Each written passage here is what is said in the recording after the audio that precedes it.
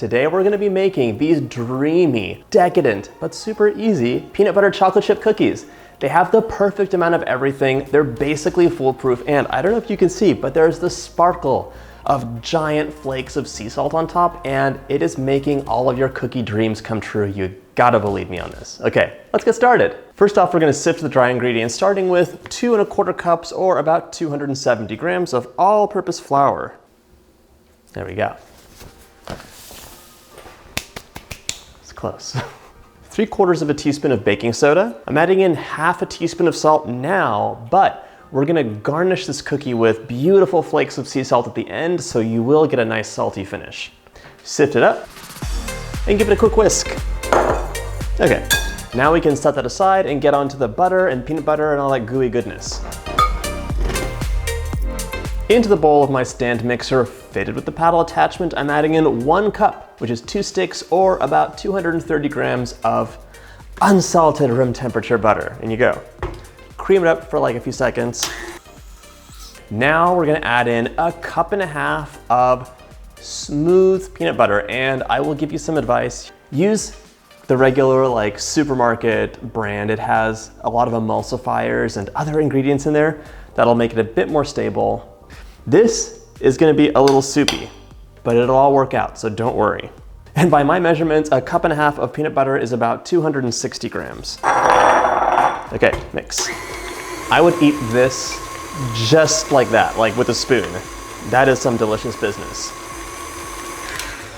Okay, so thanks to my glass bowl, you can see there's a little bit of butter at the very bottom. Just scrape it down. This recipe uses 3/4 cup of light brown sugar, so just tap it down. You're actually packing it a little bit. Lightly packed brown sugar. And then 2/3 cup of granulated sugar. So in you go.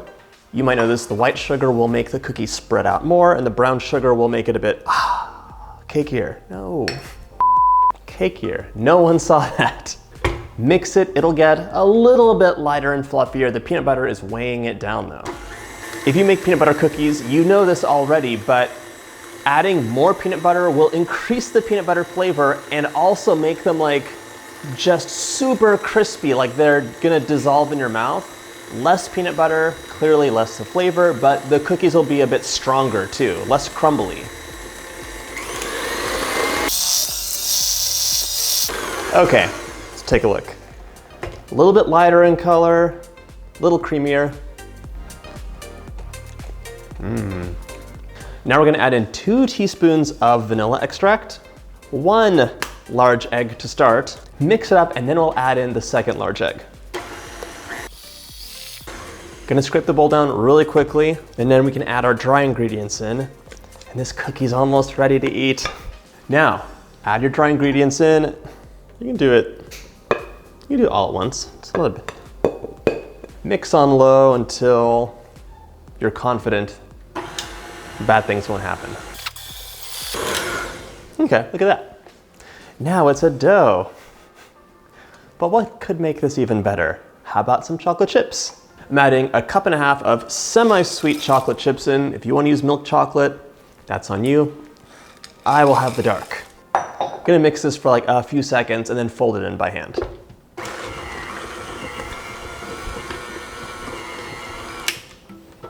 Okay.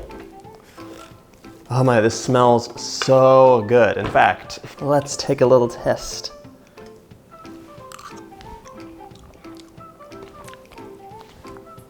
Oh my God. That's so good. It's so good.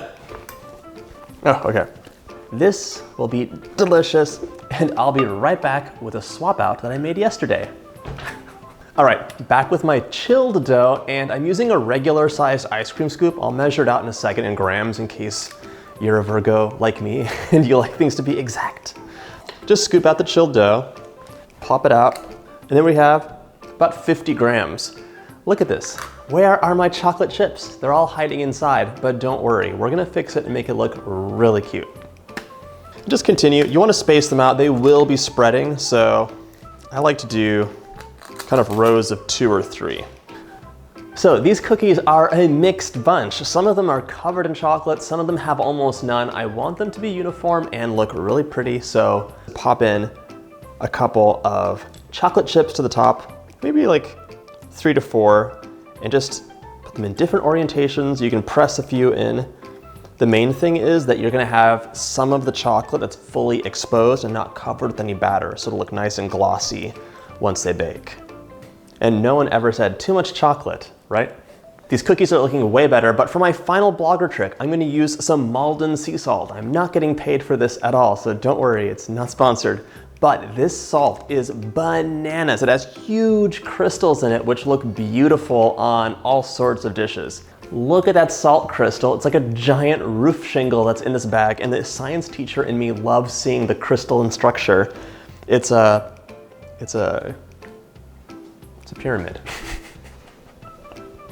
That's what it is. It's a regular old square pyramid. Okay, anyways, now we're going to gracefully add on just a sprinkle on top. The salt will not melt, so you'll have some beautiful flakes. And the other thing I like about this is it's paper thin. So even though the salt crystals are huge, you're not biting into a giant chunk of salt. It really is a perfect complement for this recipe. All right, this is gonna go into the oven at 350, about 177 Celsius for maybe 13 to 15 minutes, because you want them to start setting but not be fully baked. They're gonna spread out and they'll dome a bit, but once you take them out of the oven, they'll flatten and be a beautiful cookie with a velvety finish. It'll be magic. Let's make this happen. But wait, there's more.